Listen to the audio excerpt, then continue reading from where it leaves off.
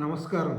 ఇవాళ మనం మెడికల్ ఆస్ట్రాలజీలో భాగంగా మనం రుమటాయిడ్ ఆర్థరైటిస్ అనే వ్యాధి, దానికి మానసిక కారణాలు, జ్యోతిష్యరీత్యా ఏ గ్రహాలు దీనికి కారణమవుతాయో మనం తెలుసుకుందాం.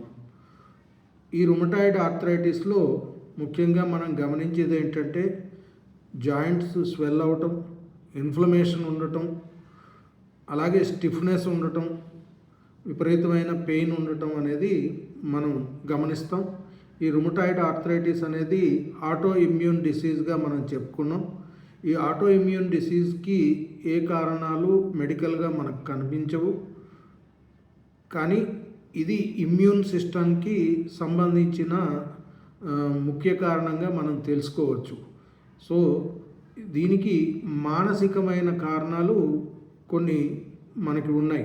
అవేంటంటే, ఏ వ్యక్తులైతే తమని ఇతరులు గుర్తించట్లేదు, అంటే వారి జీవితంలో అతి ముఖ్యమైన వ్యక్తులు భర్త లేదా భార్య, తల్లి లేదా తండ్రి, లేదా అన్న లేదా అక్క, మరియు పిల్లలు కానీ, వర్క్ ప్లేస్లో బాస్ కానీ, లేకపోతే బిజినెస్లో ఉన్న వాళ్ళకి వాళ్ళ పార్ట్నర్స్ కానీ, వీళ్ళు తమని గుర్తించట్లేదు, తమ చేసే యొక్క పనుల్ని వీళ్ళు పట్టించుకోవట్లేదు, మమ్మల్ని ఇగ్నోర్ చేస్తున్నారు అనే భావంతో ఎవరైతే ఉంటారో వారికి ఈ యొక్క వ్యాధి ట్రిగర్ అయ్యే అవకాశం ఉంటుంది.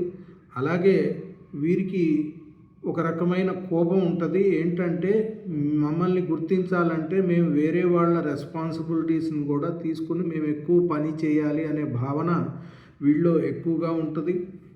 అలాగే వీరి చిన్నతనంలో వీరి యొక్క తల్లిదండ్రులు వీరిని మిస్ట్రీట్ చేయటం, వీరి తల్లిదండ్రులు వీరిని రికగ్నైజ్ చేయకపోవటం, వీరిని పట్టించుకోకపోవటం అనేది అతి ముఖ్య కారణంగా మనం చెప్పుకోవచ్చు. అంటే చైల్డ్హుడ్ ట్రామా చాలా ఎక్కువగా ఉంటుంది.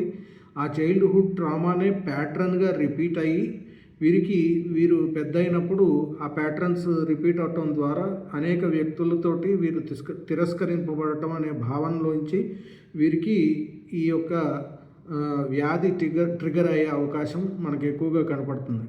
అలాగే వీరేంటంటే నో చెప్పటం వీరికి చాలా కష్టం. అంటే కాదు అని చెప్పలేకుండా అనవసరంగా ఆందోళన పెట్టుకుని మనసులో ఏంటంటే వీళ్ళకి నో చెప్తే మమ్మల్ని వీరు తిరస్కరిస్తారనే భావన.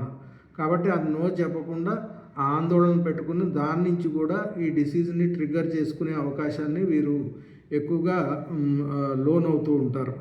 అలాగే ఎప్పుడూ మేము కరెక్ట్గా ఉండాలి, కరెక్ట్గా లేకపోతే మేము తిరస్కరింపబడతాం. కాబట్టి ఆ కరెక్ట్గా ఉండటం కోసం అతిగా వీరు స్ట్రెస్ చేసుకుంటారనమాట. ఆ ఒక్క కారణం వల్ల కూడా వీరికి ఈ వ్యాధి ట్రిగర్ అయ్యే అవకాశం ఉంటుంది. సబ్కాన్షియస్గా వీరికి మేము కరెక్ట్గా లేకపోతే మేము పనిష్మెంట్కి మేము అర్హులము అనే భావన కూడా వీరికి ఎక్కువగా ఉంటుంది. కాబట్టి ఇది కూడా ఒక కారణం వీళ్ళు ఈ వ్యాధిని ట్రిగర్ చేసుకోవడానికి. అండ్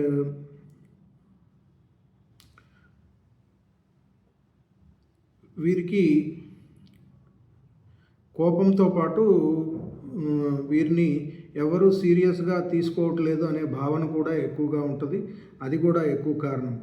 ఇది మానసికమైన కారణాలు. అలాగే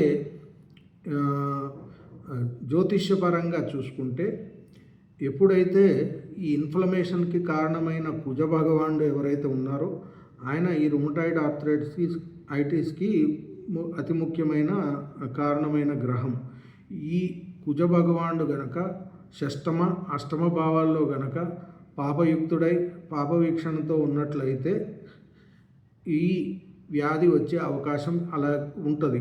అలాగే శని భగవానుడు ఎవరైతే ఉన్నారో ఆయన కూడా క్రానిక్ డిసీజెస్కి కారకుడు. కాబట్టి ఈ క్రానిక్ జాయింట్ డిసీజెస్కి ముఖ్య కారకుడుగా మనం శని భగవానుడిని కూడా చెప్పుకోవచ్చు. శని భగవానుడు ఎఫ్లిక్షన్లో ఉన్నా, లేకపోతే ఆయన పాప గ్రహాల యొక్క వీక్షణ పొందినా కూడా ఈ ఆర్థరైటిస్ వచ్చే ప్రమాదం ఉంది. అలాగే రాసుల రీత్యా చూసుకుంటే మనకి మేషరాశి, కుంభరాశి అలాగే మకర రాశి ఏవైతే ఉన్నాయో ఇవి జాయింట్ పెయిన్స్కి, జాయింట్ ప్రాబ్లమ్స్కి ముఖ్య రాశులుగా మనం చెప్పుకోవచ్చు. ఈ రాశుల్లో కూడా పాపగ్రహాలు పడి పాప వీక్షణ పొందినట్లయితే ఈ వ్యాధి వచ్చే అవకాశం ఉంది. అలాగే చంద్రభగవానుడు ఎవరైతే ఉన్నారో ఆయన మానసిక ఆందోళన, స్ట్రెస్కి ముఖ్య కారకం.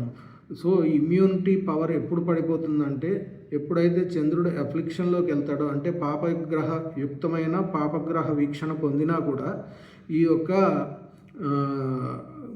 చంద్రుడు స్ట్రెస్కి ముఖ్య కారకుడై ఈ యొక్క ఆటో ఇమ్యూన్ డిసీజ్ రావడానికి ముఖ్య కారణంగా మనం చెప్పుకోవచ్చు.